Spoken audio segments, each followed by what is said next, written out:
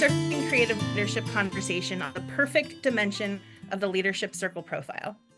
Look, this world needs creative leadership, and we at Leadership know that you as coaches and leaders are in the best position possible to provide that, whether it's through your own leadership or in the ways that you guide others to grow into theirs.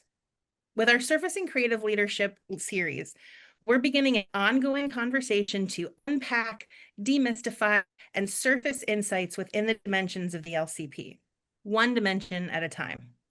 Today, we're exploring perfect, the reactive tendency that measures a leader's drive to get things right, often by holding themselves and others to very high standards of performance and precision.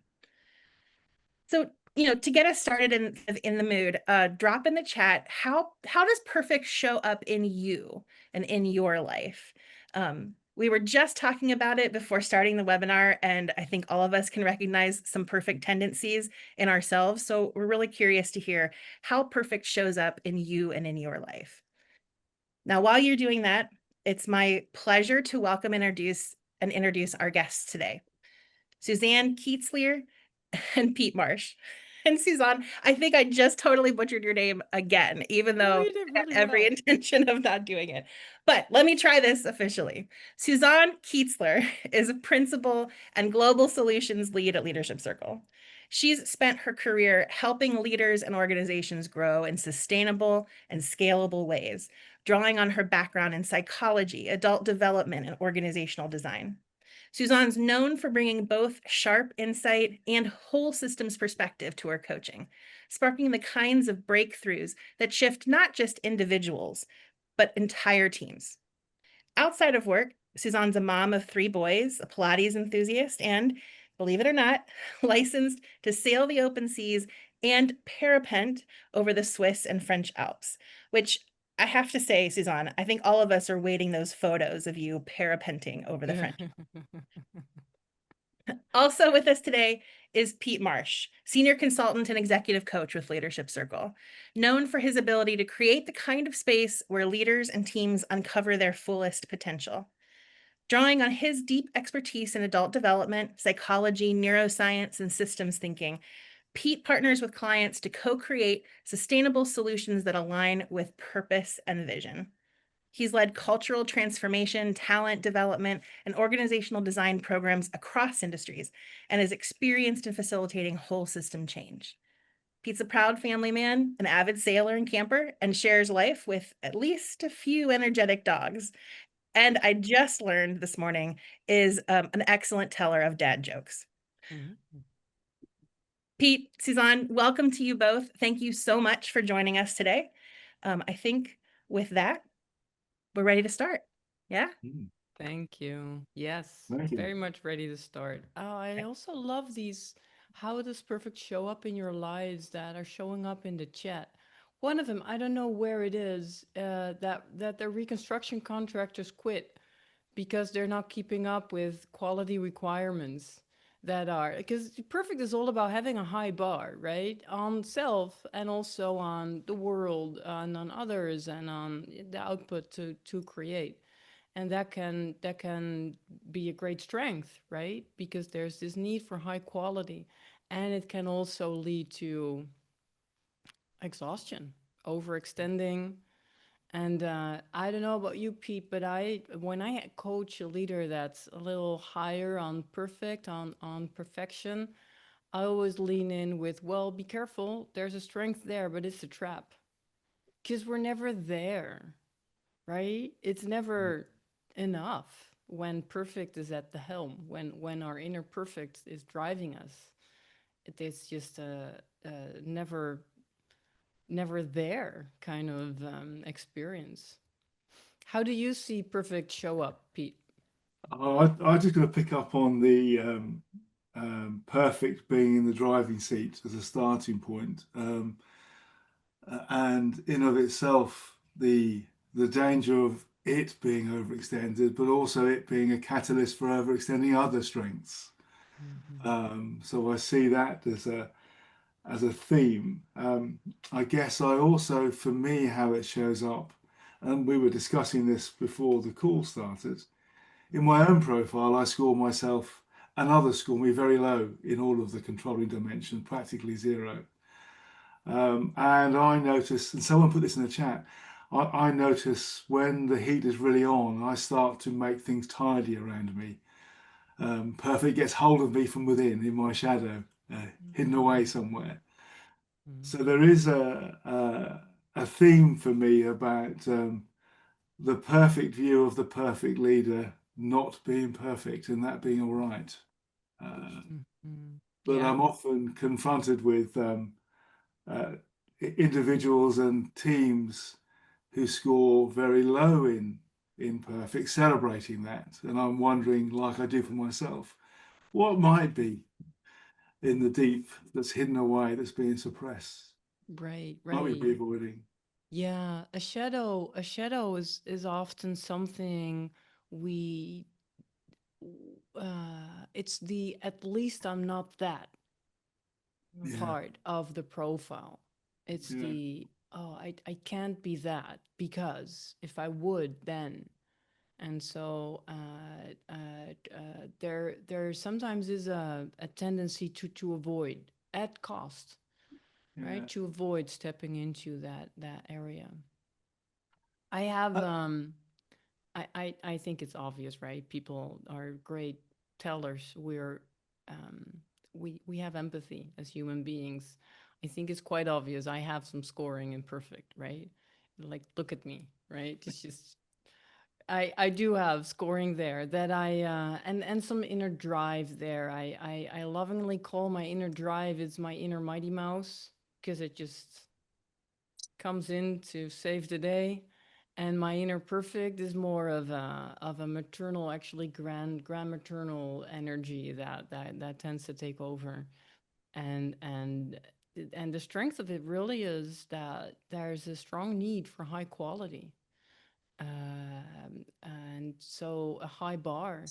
It's just that when it pairs up, when perfect pairs up with some of the other dimensions, for instance, if it pairs up with pleasing or belonging, then there can be this connecting self-worth to being perfectly pleasing, and in essence any of the reactive tendencies, reactive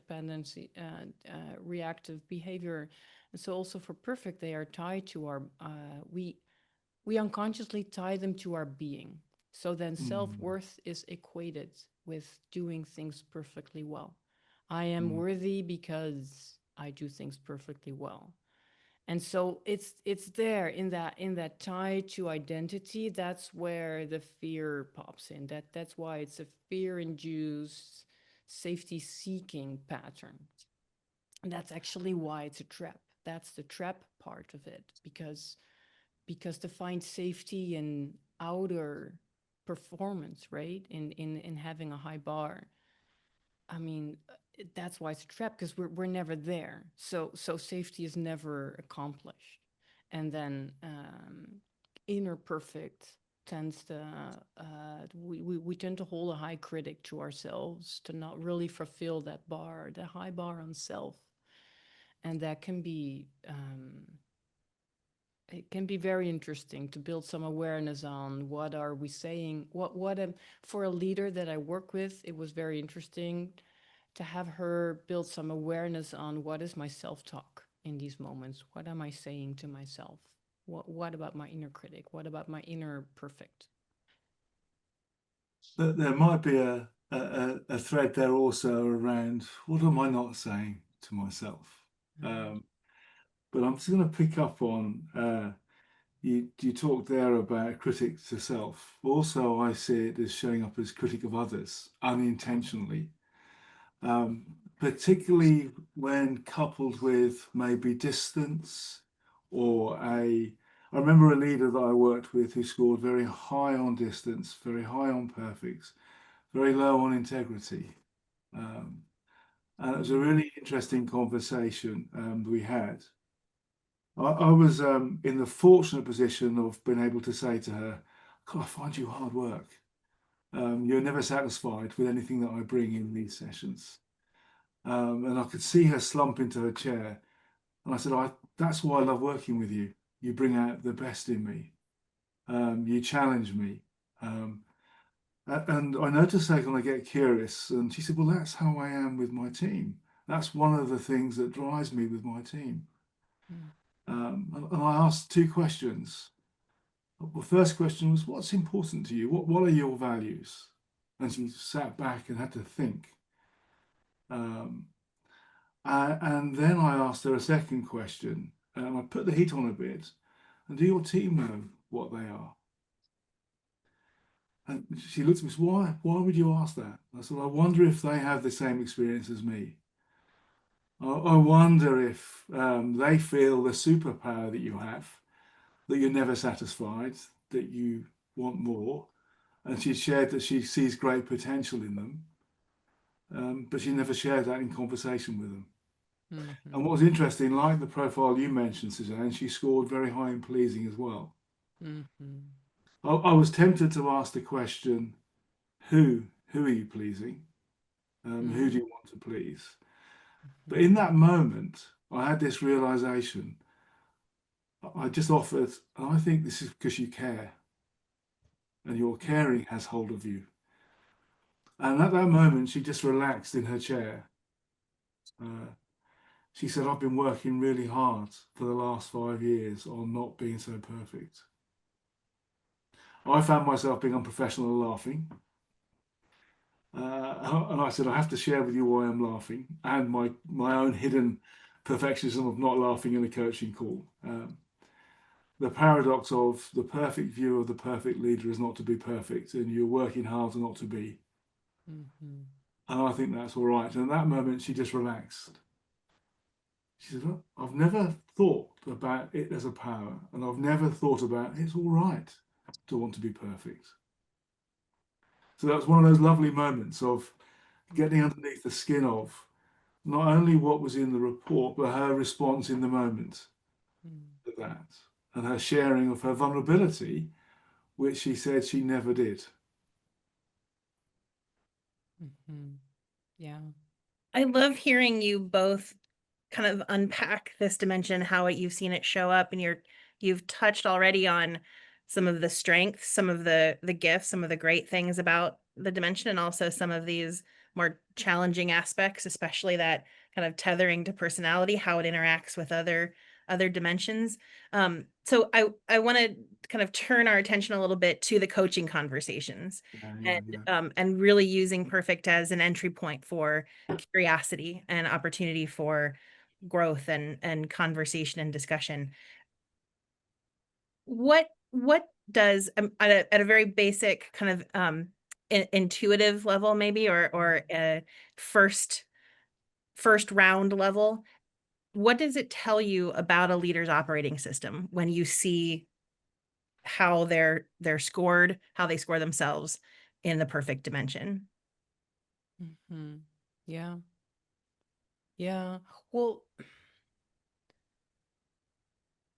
there's usually when I walk a leader through their graph, the first thing they notice is the gaps, right? They tend to go to the reactive and the gaps where there might be a surprise as to what their intention is, like what their self score is, and then how they show up to these particular evaluators in that particular moment of time. And so similarly for that dimension of perfect, um, the entry point to talk about is right there because I tend to follow what they notice, and so I'm like the guide to walk along.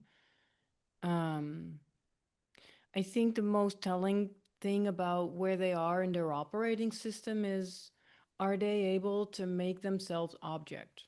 Are they able to witness themselves in a moment where perfection takes over? So are they aware? And awareness really to build that. Usually we leave a debrief where also where perfect shows up, we leave that with an awareness exercise. And so in an awareness exercise, I ask these leaders, what are some of these moments that you feel your perfect is driving you, or that you feel you're in it and that it has you? And then what do you see? what are some of the feelings that are there, like emotions, and what do you think? Also, what's the self-talk, right? What are the thought patterns here? And then what did you do in that moment?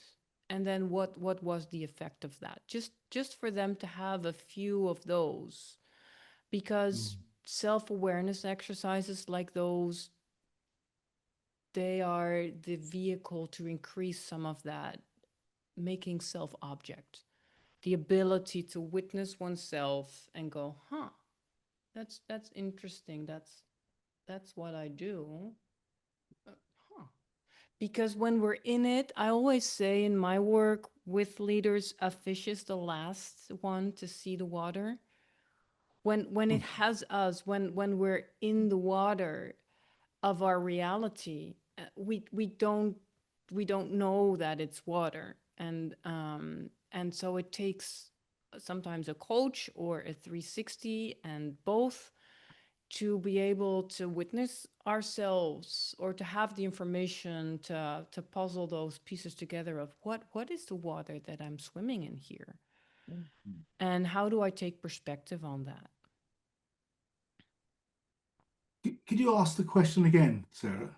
Sure. I was wondering, when at maybe the first impression, first glance, when you're looking at a leader's graph and preparing Yeah. for a debrief or conversation, sort of what I don't want you to make an assumptions, because we know that that's never a good thing with the graph, but what maybe does it prompt you to get curious about, or what might it tell you about a leader's, how they're showing up, how they're operating when you Yeah. see their scores, how they score themselves, how others score them, the gap?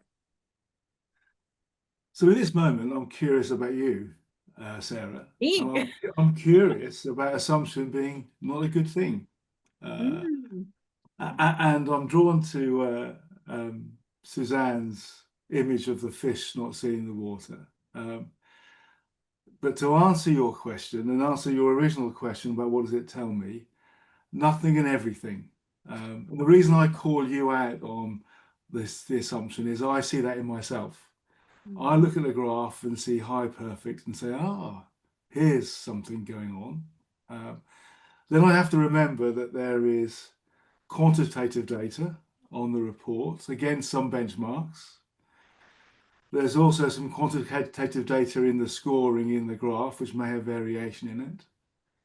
There's also the qualitative data in the story of the written feedback. So already now I have 3 or 4 data sources. And then I have the person's response that Suzanne touched on. How are they responding to this, which I think is more interesting. So I start to look for what might be emerging in that kind of constellation of data that tells me something. And in terms of your question about operating system, it tells me everything and nothing. In that I may have an assumption that there's an indicator of a reactive operating system. Someone is being had by that tendency that's come from some story in the past. But it may be coupled with a highly creative score elsewhere, which suggests that they are able to see object and be less subject to a tendency.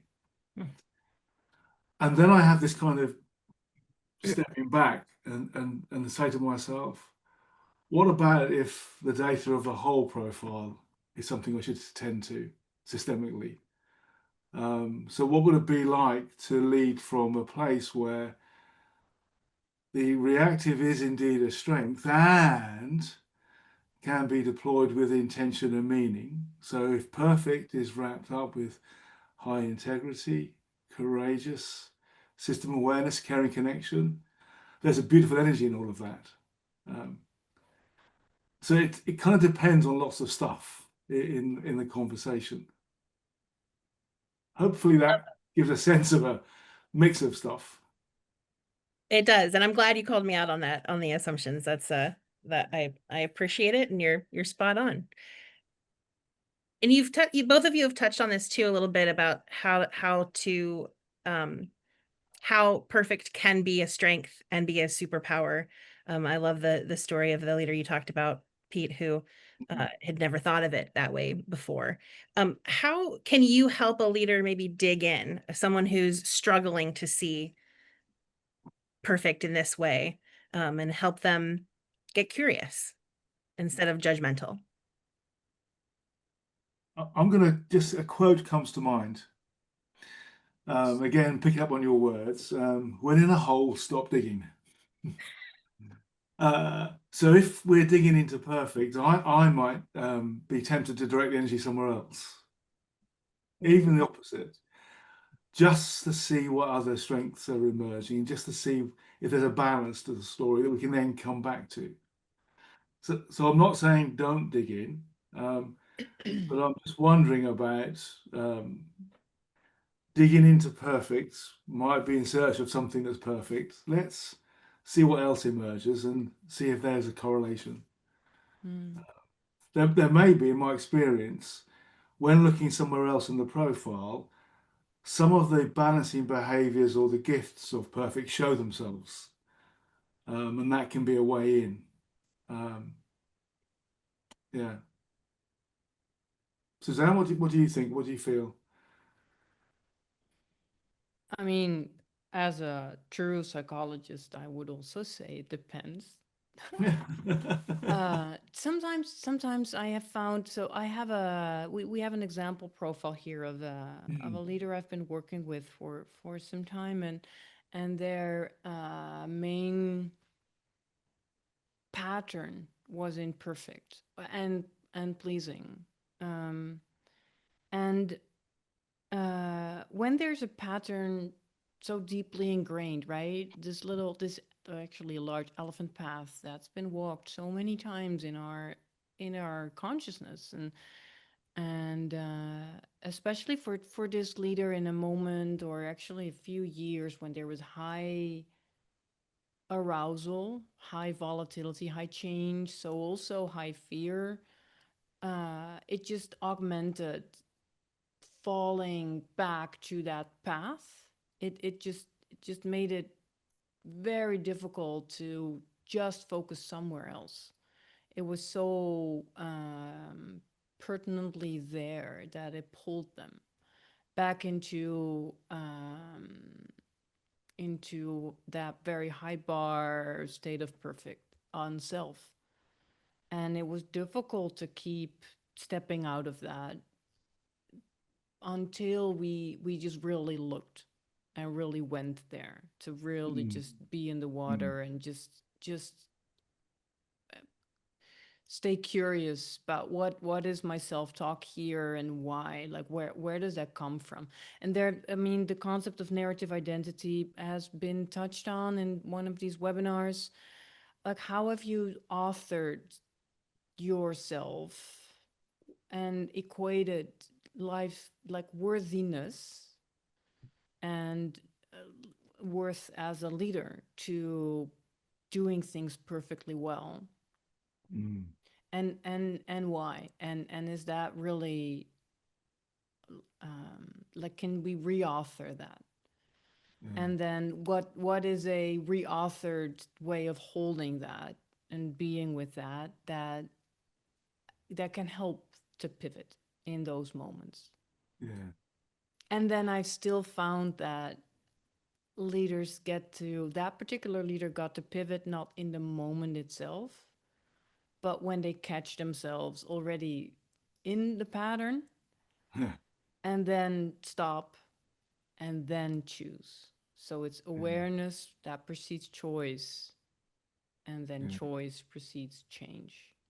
But that leader needed all three steps. Hmm. Yeah, so there's a kind of triad and of both ands in terms of not to dig or to dig. And just to pick up on something that I spotted in the chat, which I think might be when you mentioned narrative identity, so the story we tell ourselves of ourselves and Mm. the ingrained pattern, a way of thinking, feeling, and behaving. That's exactly what Wendy is asking about operating system, is how we're describing operating system. And unlike my iPhone or a computer or a machine with an operating system, we're not the Mm. machine. It's a little bit more nuanced and a bit more complex than that.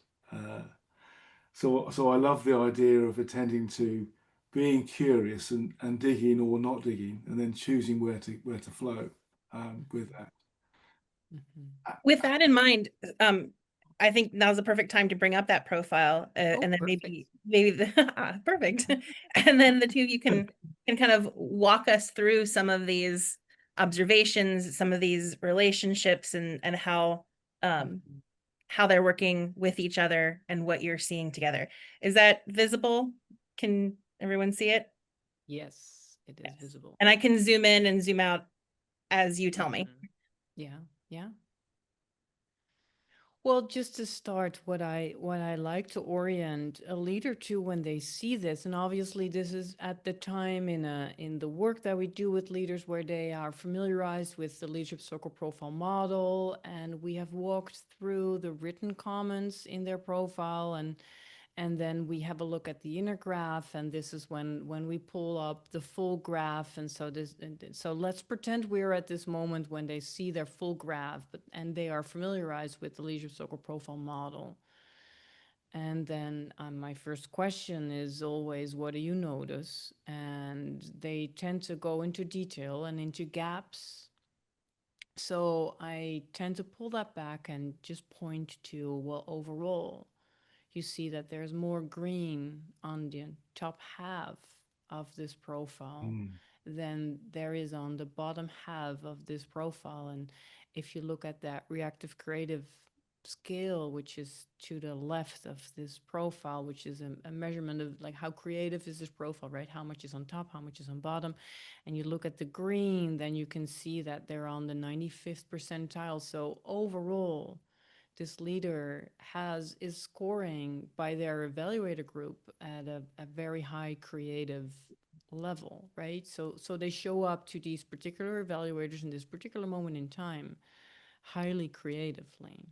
Um, and so because scoring high on perfect and drive, and that was the case for this leader as well, they immediately go to where's the improvement, where are the flaws, what's wrong, where do I need to perform better. And so it's important to me, I found it with this leader important to point them back to the whole. Mm. What do you notice, Pete? Yeah, that kind of my natural tendency is to look at the whole, Mm, but also given what I said about my low controlling, I'll tend to be guided by what the person says and ask them what they interpret first. But I'm curious about a few things, which I'll also lean into. I'm curious about protecting, um, just because of the low score of the evaluators and the slightly higher self score. It's not beyond the strengths in the reactive, so expect to see sort of mid 30s% if I'm playing to the strength, but I'm just kind of curious about that. mm, As you said, it's a highly creative profile. So I begin to wonder about what potential is there in this person that may be being held back by something. And I get curious about, for this profile, courageous authenticity and the variation between self score and other score. I get curious about high integrity and the closeness of the evaluator's score to their score. mm, I also get curious about composure and balance. mhm, Is there something in this moment that is throwing this person off balance that may have manifested in their high self-scoring, driven, perfect, um, and pleasing? And mhm, is that something about protecting? So there's a bunch of questions there which I'm curious about. I also, from a wholeness perspective, they score very high on leadership effectiveness. Those five core questions, aspirational questions, in my view. and they score themselves slightly lower than evaluators, which maybe I'd expect if they score high on perfect. And all of the relational relating task orientation, the creative reactive orientation are all very high. So there may be a question for me about what lies beyond the creative for this person that's yet to be accessed. Is there something in their narrative and story which points to a rational sense making as opposed to an emotional sense making? So is there another intelligence to access to bring some balance? Yeah. My kind of final point is I'm looking out for maybe composure and action in the call. How are they responding? Is the data different in their response to that which is in the graph or in the report? But my overall landing place is highly creative, perfect and conservative, high scoring, but they are less positively correlated with a lack of effectiveness than some of the other reactive. So there's a bunch of stuff in there that I'm just kind of looking at. Yeah, yeah. Uh, Oh, uh, it's so my fascinating. final point, I think, as I Yeah. might introduce the idea of polarities from a balance perspective and start to look at, as you mentioned, Suzanne, perfect and pleasing. I might look at perfect and composure. I might look at is there something about courageous or courage and protecting that's in the background? Yeah. Yeah. So it's also, thank you, Pete. I wrote down your question, what's holding them back? Mm, And I tie, so that remark struck, because I've been coaching this leader for a while, right? It's yeah, so beautiful to get a set of fresh eyes on a profile. And tying that, what's holding them back to how much of their, this is not your exact language, this is my translation, but how much of their awareness is rational, and how is that overbearing their intuitive way of being, their yeah, intuition. yeah, And then Angelo wrote in the chat, find it interesting that evaluators don't see this leader as being critical. Perhaps they see them as expecting perfection only from his or herself. And yeah, just to detail it out, there's always also someone that asked, please zoom in. So Sarah, maybe you can zoom in on the reactive half mm, of this profile, so that we can see these reactive behaviors just a little bit more, a That, little that larger, work? right? Yeah, that's, I don't know, but maybe. Yes. But if you look here, you see that perfect has a self score on the 90th percentile and mm. a score by evaluators on the 80, what's that, 87th. And then driven has almost a self score almost on the 100th percentile. And Mm, it doesn't really show up to their aggregated group of evaluators like that. They have this leader on around the 20th percentile. So, um, yes, there was a inner dialogue on putting on having a high drive and high bar and high perfection on self, not mm, so much on others. So to yeah, really absorb and believe self-talk, just buy into self-talk on harder, stronger, higher, more perfect, and then doing the legwork for it to create that. huh, But others didn't necessarily see this leader extend all that legwork because they were very careful not to impose that on others, which is why they mm, show up so high on the creative. And so this leader had a very strict inner voice, very strict, very high inner critic, high inner perfect. Mm.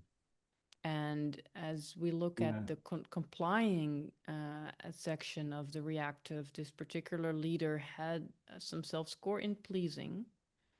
Mm. Yes, I do want to be liked. I equate self-worth to being liked. And for this leader particularly, there was this um, using high performance to win approval Yeah. dynamic going on with a strong like critical self-talk, but winning approval, being liked through high performance, through flawless results. That was the like the perfect dance of these two that both show up. And so what worked is to work with what's my narrative here? What am I? Yeah. So those awareness exercises helped. And then it's a question of I've used the phrase "let go or be dragged" to this leader, Mm. because as you can see, they have this high score in perfect and this high score in drive. They also have very high scoring in the relating section, and we know there's a canceling effect, right, of the controlling and the relating. To have both of them that high, there's a lot of tension there. So a lot of power extended. They made work days like 10 hours more, 12 hours a day, making things even more Yeah. perfect. High drive, high perfect, more, more, more, more. But still, so interpersonally intelligent, so much collaboration, fostering the team, that let's not put my critical voice onto others. So, I mean, this was really a let go or be dragged situation. This was unsustainable for this leader. So you've brought in something there, which I think is Mm. just kind of captured something for me, and I want to come back to what I loved is you reframed my question. I asked what's holding her back or holding this Mm. person back, and the reframe for me is how might they be holding themselves back, Mm. and that's kind of response to that comment about critic not showing up, and also if I look at system awareness, their high score on sustainable productivity. There's a question about their own energy and how they direct Mm. their own energy. So, at what cost to themselves Mm. that's not manifesting in others and in the system. So, they're not driving, they're in overdrive, but not in overdrive that's costing others and costing their relationship, but it may be at a cost to themselves. And I love what you've just said about the awareness exercises, because I Mm. was also drawn to a paradox of self awareness and system awareness. The more I become aware of myself, the more questions emerge for me, and the less I know about myself. Mm. The more I look at a system, the more there is to find out. So I begin to wonder whether, um, in that rational thinking, there's a drive and an energy to find the perfect answer, Mm. and a drive and energy to improve myself. And maybe the subtle reframing is, well, that's beautiful, and you'll never find the perfect solution. Um, Perfection so is a again, Suzanne, trap. you're on mute. So go on, say again. Well, it's a trap. It's a Perfection is trap. a Yeah, trap. Watch yeah. out. Uh-huh. Yeah. And maybe there's a kind of that there's a beauty in the drive and the energy, and the way to avoid the trap, I guess, is just to have some grace, and just with Mm. oneself, and to highlight and celebrate that which I'm becoming, and know that I'm never going to be there. Yeah, yeah. Oh, I love that, Pete. Yeah, root yourself in purpose or Yeah, progress, yeah, because this leader has rooted herself into pressure, yeah, right? How do I reroute? How do I reroute my story towards purpose? And there's this Pooja said, so you're saying the leader will tend to be less satisfied and feel less purposeful than what others experience of them. Yes, exactly. So yes, how do you reroute yourself out of pressure and into purpose, purposeful and visionary? What matters most? And focus on that. And also, which you will love, Pete, because of the dad jokes we told before we started here. Play. What about play? Let's play. If we're trapped in perfection, right? I mean, do 100 outputs that are all imperfect instead of the one that needs to be perfect. There's Simone Geertz did a TED talk on why we should make useless things. She wanted to learn engineering, and she created useless experiments, and because it got her out of performance anxiety, of the need to create something perfect. Well, let's play with it, right? Let's not create something perfect. Let's create 100 things that don't get you quite there yet, but it's sure is information, it's sure is learning. Now Yeah. you're on the road to learn, because perfect and drive for this leader particularly could feel very stagnant and isolating. Yeah. Need to, have to, it has to be perfect. Well, then I'm gonna have now, some. what about play? I'm gonna have some fun with Pooja's comment. Perfect versus play. What about Yeah. perfect and play? Uh, Right? what about? I'm just listening to what you're saying. Is there a moment of play in the conversation that can be amplified? Mm. So yeah, there is that. I think there is. This speaks to my thought about balance. Sometimes a highly reactive score in perfect is looking for the one thing, when actually there may be a subtle shift of what if it's both? Right. As a first move, let's play Yes. with a bit of both, or a third, Yes. you know. Yes. And So I also interrupted you, Suzanne, but go on, with carry, this carry on. leader, we had to relabel what looking back at past work means. Because to feel a bit of cringe on past work, on past output, that's actually a sign of improvement. So that's great. Now you know. Now you know better, right? Now you know how to tweak that. Now you know how to. But that's great. You're moving to actually a different field, right? Perfect can make a leader very stagnant because of the one truth that, or the one, and it stifles innovation. So what about finding, right? I think it was Edison, right? I didn't fail. I just found a hundred things that didn't work, or 1,000. Mm. I these insights are so fantastic, and this is such a rich conversation, but I do want to be cognizant of time and Yeah. Mm. get us to a point where we can answer some of the questions that have come up. So there have been a few questions already in chat. If you have a question that you haven't put in chat yet, please do so. But first, one of the questions that came up that I think is really interesting. This question was about the profile we were looking at, but I think we can think about it more generally too. Asking, how does a leader hold tension in their body? So you were Mm. talking about the tension, particularly between controlling and relating, and that being such a pooling, intense force. But how might a leader be holding that in their body? Yeah. Oh, I love working with the body because the body knows and it doesn't lie. When then we interpret what often we don't even notice because our brain just takes us off especially in perfect and drive, right?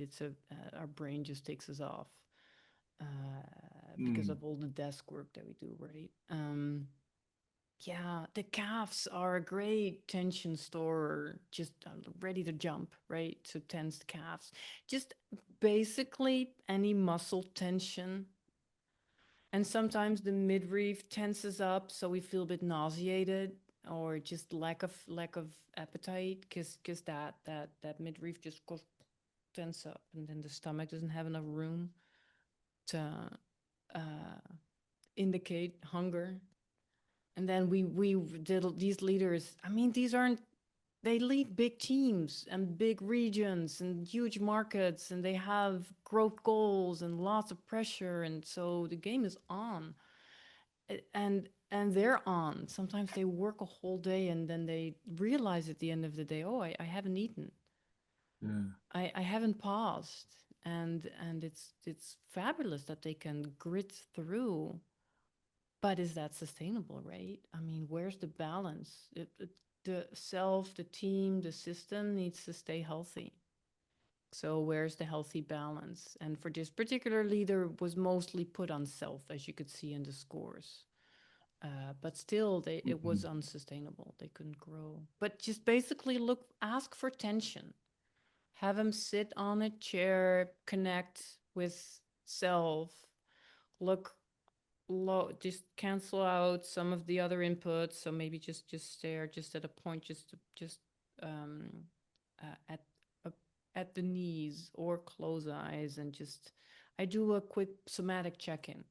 Somatic Mm. check-in, just awareness on your feet, on your ankles, your calf, and then I just walk through like what's going on without needing to change anything. Just build awareness, like what is here. Excellent. Another question that came in is how how do you recognize when striving for excellence tips over and into being too rigid or too controlling? So maybe helping a leader really see that tipping point.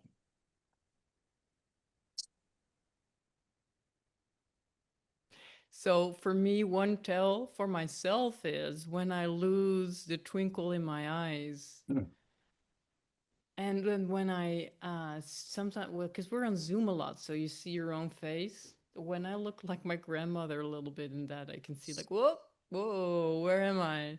Who's driving? Is it the inner critic that's driving?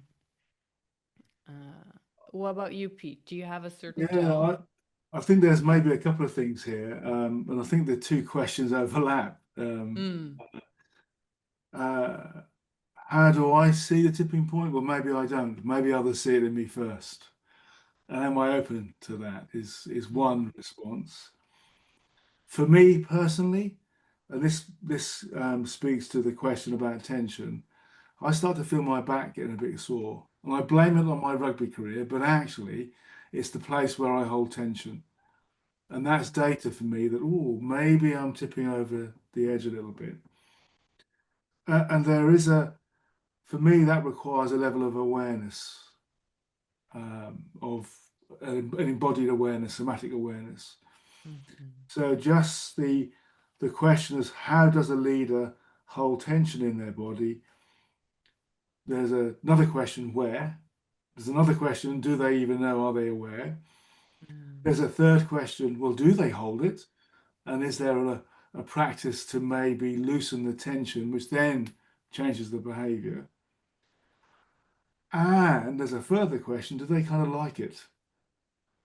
Do they feel, is there a story that I only feel like I'm performing when I feel a bit of heat somewhere?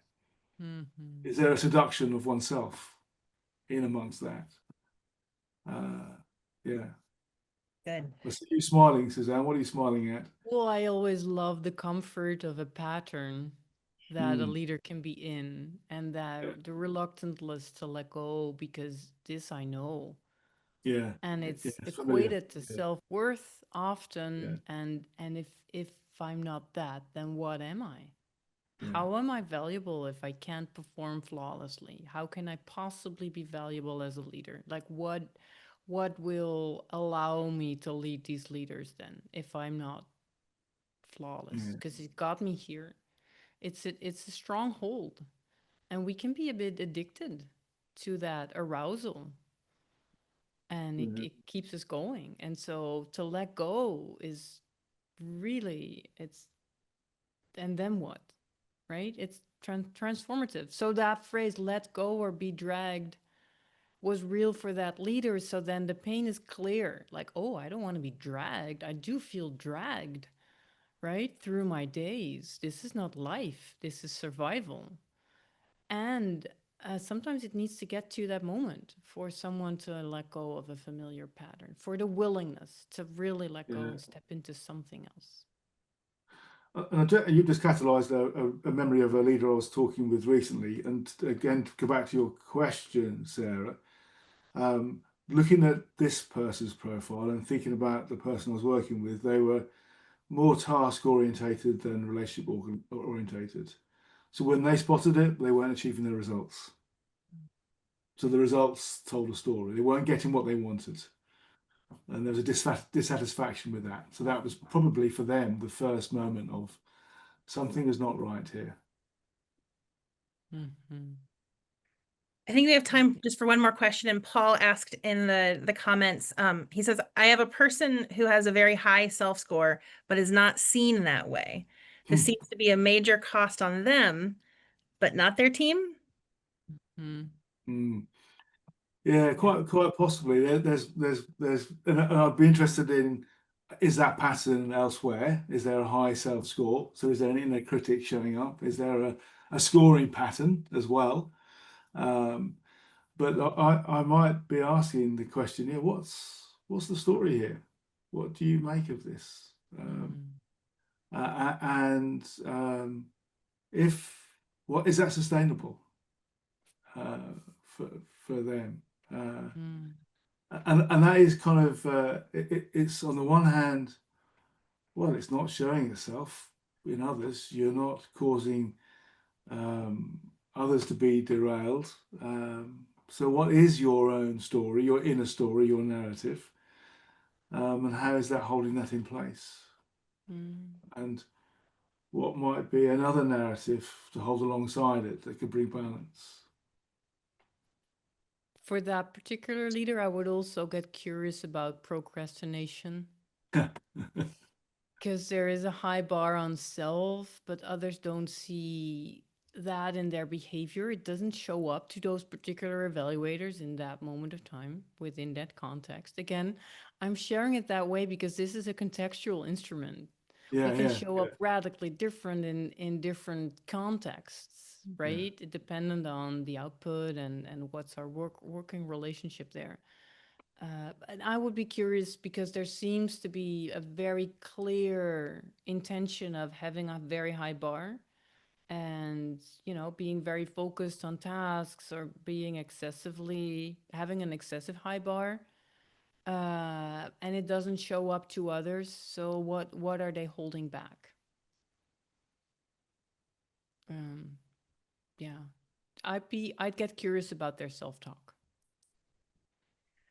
Well, I kind of hate to do this, but we're kind of coming up at the top of the hour. And so it's really time for us to wrap up. This has been such a rich and great conversation. Suzanne, Pete, thank you so much for sharing these insights, for sharing your experiences with leaders that you're working with or have worked with, for sharing your own perfect, the way that you show up perfectly and imperfectly yourselves. Just really appreciate everything that you've given us here today. If you all who are watching this webinar enjoyed this content, we hope you'll join us next month. We're going to explore another reactive tendency and the critical dimension with Brett Wood and other coaches. So be sure to watch your inbox or the Leadership Circle social media for details for that webinar and also other surfacing creative leadership announcements, events, and resources. On behalf of Leadership Circle and our featured guests, Suzanne and Pete, I'm Sarah saying thank you so much again for your time and for your attention today. And take care. We'll see you next time. Thank you.